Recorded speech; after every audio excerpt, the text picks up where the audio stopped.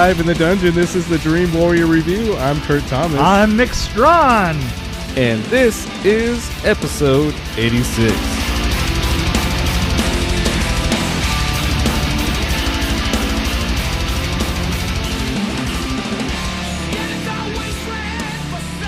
So back in 2003, I liked this movie when I saw it the first time. You saw this the first time? Mm-hmm. But I rented it. It was it was probably 2004, 2005. I saw it on video. Were you doing a lot of drugs? Rented it.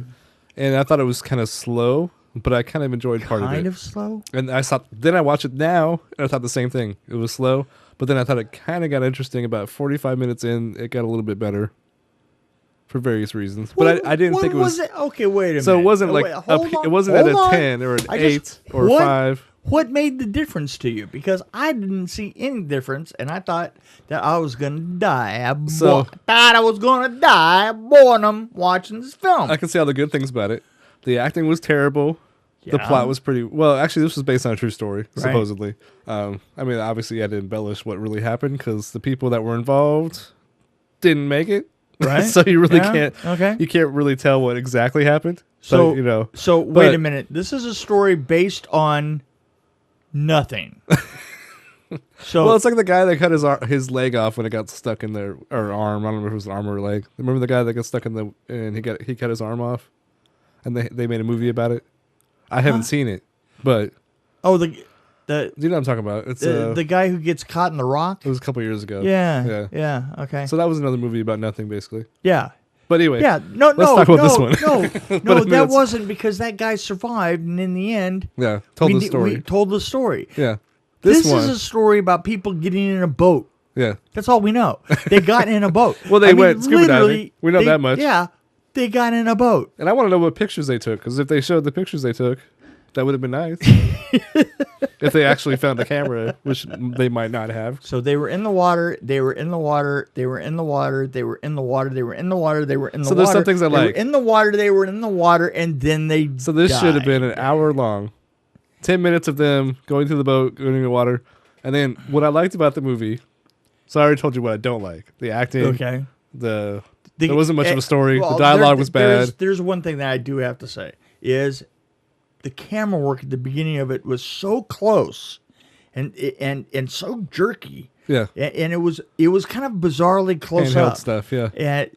But it was the close up like in the hotel. That just made me like nauseous. Yeah, when they were in the hotel, it was really kind of bouncing. Jerky and bouncing all over the place. Couldn't find the tripod that day or whatever. They were like, I will just hold it.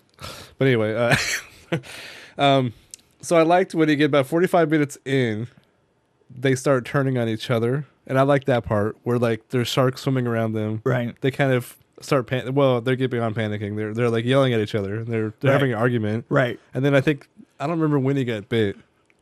I think it was after the argument. Yeah.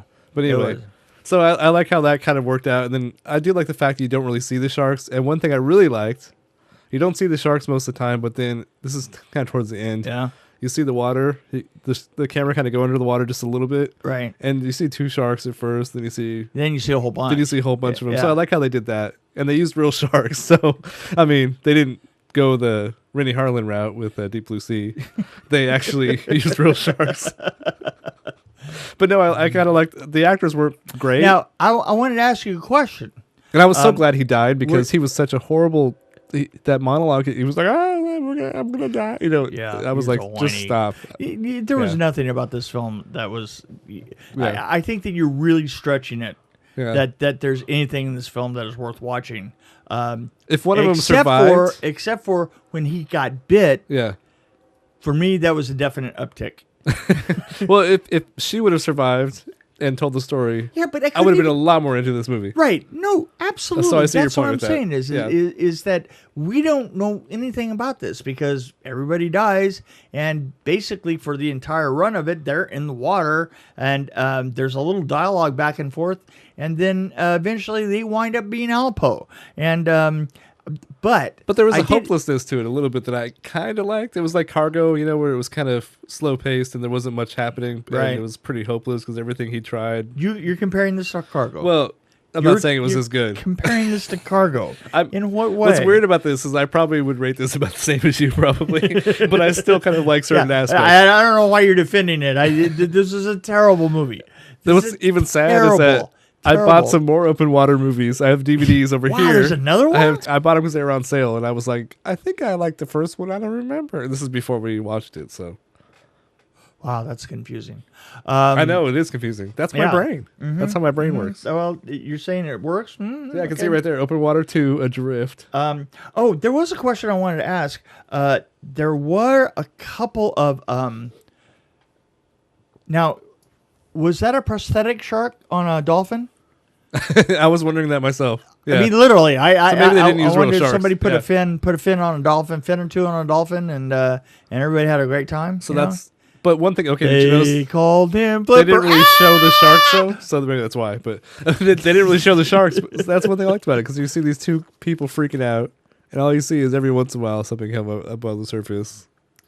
And then, I mean, how would you feel if something was brushing against your leg? The jellyfish was awesome. I like that part. You know what's weird? I actually wound up liking the guy that's the dick.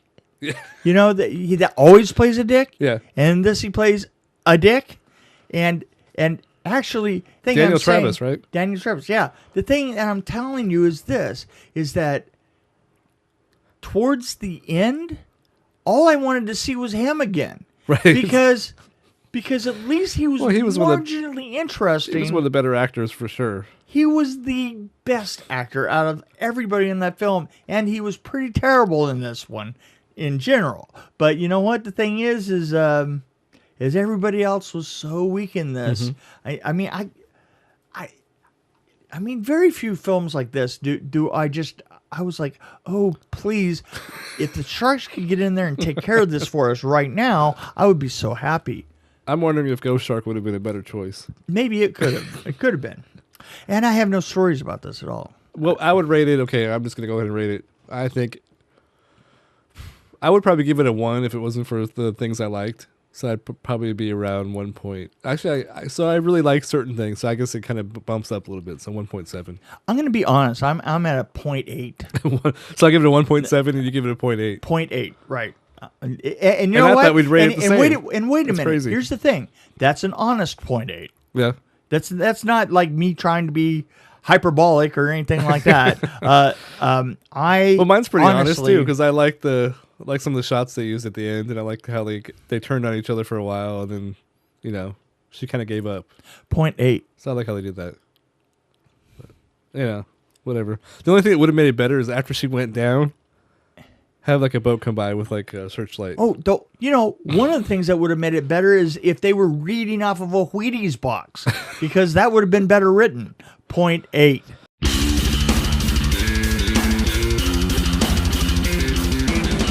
This is Kurt Thomas along with Mick Strawn. Thank you for listening to the Dream Warrior Review.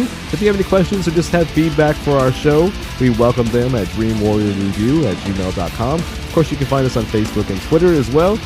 As always, please follow us and tell your friends about us too. See you next time.